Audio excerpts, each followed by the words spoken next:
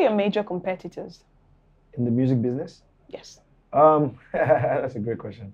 Um, as a music company, I don't know if there's any competitor for Chocolate City. As a music company, and you have to understand what I'm saying. As a record label, um, Maven Music, doing amazing things. Don Jazzy has really shown like exemplary leadership. Um, Over the last few years, what Olamide and YBNL have done is truly amazing. And his ability to spot talent and launch them, is probably unmatched right now. And then Triple MG. You have to talk about Triple MG. Yeah, Techno. Um, they've done great. Even what they did with Emanara. And there are a few others. I'm drawing a blank, right? But I'm sure there are more. And that being said, even the younger labels, right? Even you think of what is is it YSG, Pato Rankings label? Toda, is it Pato YSG? Yeah, I forget the name, but no, YSG is Vectors from a label. The EME, of course. Yeah, so they're there. That's a record label now. Collection of talent, A&R, record music, put out music. So yeah, they're there. There's a lot of competition in that space, and it just makes Nigerian music bigger and better. And we're excited about that. One of the things that we aim to do going forward at Chocolate City is to train other labels how to get to 11 years, how to get to, we have the largest catalog in the history of Nigerian music. I think only Kenny's music comes close. We've been here for the longest time. I think, of course, Kenny's music, they're still functional. And so they're in a different league. But, and we want to share our information with other labels so that they can learn how to get here, There's an initial phase where everything works well and everything is hot. After that phase, after the easy part for labels to get past, right? To grow into a music company that, is a staple, that has a large staff strength, that is managing its catalog, is doing promotions properly, is doing monetization, has a big business development office, has social media, is community building and doing all those things. It's the real hard part, because that's the legacy. That is what will protect the legacy of the artist. That's what will make sure that I can monetize for my music 20 years from now. So are there things you're borrowing from these younger labels? Of course. And again, you're talking to you're speaking to the label side of it. So of course, yeah, you always want to know where the trends are going. I think any newer label will have a better idea of where trend is going than, Chocolate City. And there are things that, there's ways we're structuring our business, to compete with them at that level. Do you see majors like, say, Sony as competitors? Or that's the dream. That's the dream. Sony, Universal, Warner Music. Sorry, the dream is to what? Collaborate or compete. Compete with them. Yeah, the dream is to compete with those guys. Nobody understands the Nigerian music equation as well as the Nigerian music practitioners. True. Who is curating our content? Who is creating our knowledge? Curating our knowledge? No one. And that's what Chocolate City Music is doing right now. And we have offices in Kenya and Joburg and Lagos and Abuja. Over the next 12 months, I don't want to give you guys breaking news now, but you're going to see our approach widen and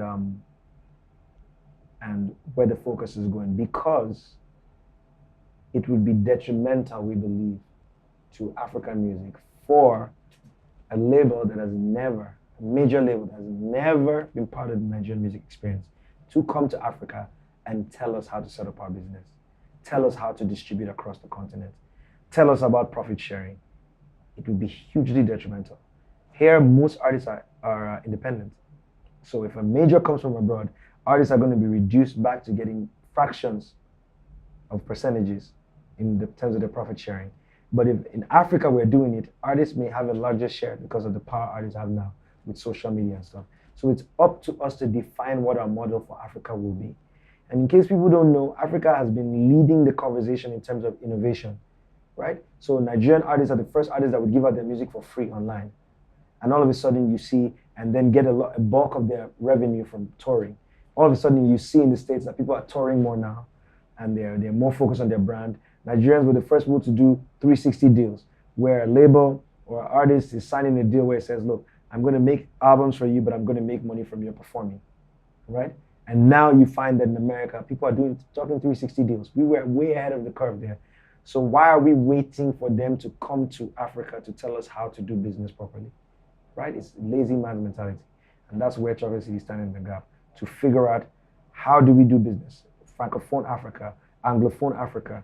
How do we take the energy and the populace of Nigeria, the know-how, the technical ability from South Africa, the taste, the exclusive taste that the East Africans have in terms of how they want to see music, the energy that's going on in Tanzania right now with their numbers and how they view videos. How do we connect all these things into one mix that every African artist can benefit from? Which begs the question: what's the strategy? Next 12 months. Yeah. Next 1 year. I don't want to give you breaking news here. We're expanding a lot. There are things that we're contracting, things we're expanding. So there are things that need to get smaller. And I'm repeating the same thing over and over again. I don't want to talk too much at this point about the strategy. The reason why is that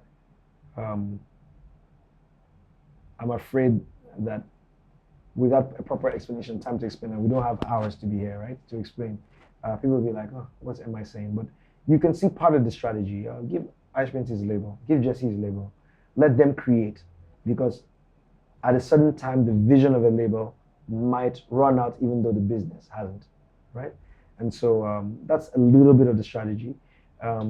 Most of the work, again, as I said, at Chocolate City that we're doing is not seen. People aren't going to see, and that's the way. Who is Universal Music Group? Who is signed to their label, right? You don't know who those labels are. You don't know what they do. You just hear these names. What does Sony Music do? Who's signed to their label, right? What we know is the level of Rockefeller Records or Jay-Z, Rihanna, them. And so Chocolate City Music is towing that path. Our strategy, I promise, everyone out there, all our colleagues in the music business, that we're gonna, when we get to a certain point, we will share the information with everyone, what our strategy is and what we've learned. But for now, it might be too tedious to talk about. Okay, so what would you want to leave as a legacy? Me personally? Yes, should you have to leave Chocolate City? You certainly would at some point. Do you intend to? I can never leave Chocolate City. I'm a shareholder, co-owner. I will definitely leave being the CEO. CEO, right. I always joke with my staff. I always tell them that my dream moment in my life is when I can come to the office and do nothing. Right? I want to have an office where I can just come and just play PlayStation from morning to night, get drunk with some of the staff, hang out, go home, and get a paycheck at the end of the month. But as far as leaving Chocolate City, Aldo hasn't left. He no longer runs Chocolate City Music, but he hasn't left. We're family. We're a business that is going to be here 20, 30, 40 years, God willing. And I'll always be a part of that, hopefully. Always be a part of that. Okay, so at the point where you stop being CEO, what legacy would you want to have left? My legacy would be to have, if Aldo was Johan Cruyff of Barcelona, I would like to be Pep Guardiola. What that means, that Aldo has set the framework, and I want to be the guy that comes in with the wins, and sets everything up. And so far so good. It's definitely hard work. Definitely hard work. But so far so good. We're very, very happy with, I am very, very happy with what we've achieved over the last 1 year. And, looking forward to, my initial contract is 3 years, so I have 2 more years. So looking forward to the next 2 years. And then maybe a renewal. Let's see. I would love to. I really love to renew. Oh, you certainly enjoy your job. Maybe, yeah, maybe 2 terms. Oh, 2 okay. terms like our president and like presidency. I'm not saying this president, so please don't quote me wrong. I beg. But yeah, maybe 2 terms and then we'll see.